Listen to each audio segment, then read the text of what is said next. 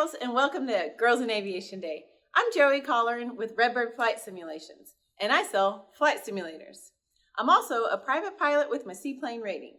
There are lots of careers in aviation, and today you're going to meet some of my friends. Christine Hartzell, corporate pilot and flight instructor. Let's go fly.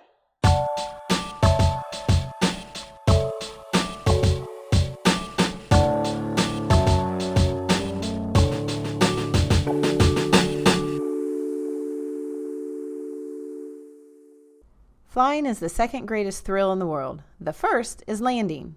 In this lesson, you will learn how to perform a normal landing. Let's take a second and hear from Christine on some tips for landing.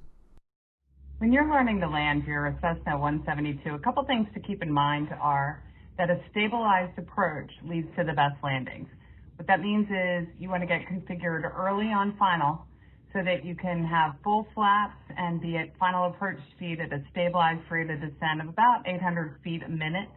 If you can get the airplane trimmed up at that speed and that descent rate, landing's a simple thing. Just bring the power back and keep the nose off the runway. A normal landing is defined as a landing directly into the wind, or where there is no wind at all. It also means there are no obstacles in the way, like tall trees near the end of the runway. Landing happens in 4 phases: approach, flare, touchdown, and rollout. A good landing starts with smooth, controlled approach, slowing down gradually as you get closer to the end of the runway. The rule of thumb to remember on approach is to first slow down to an airspeed near the top of the white arc while you are still at pattern altitude. As you make your approach to landing, you'll need to fine-tune your path, rate of descent, and your speed.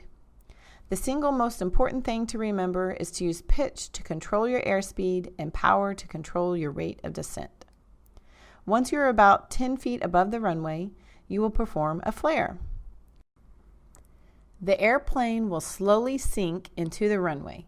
Keep the yoke back as the nose rotates down and the nose wheel touches the runway. Stay on the center line. You've landed, but your job is not complete.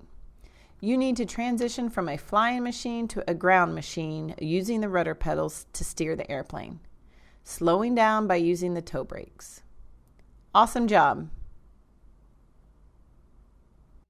Thanks for joining us today. It's been awesome. Check out our virtual STEM classes. They're free, you don't need a simulator, and you'll have a lot of fun learning at learning.redbirdflight.com.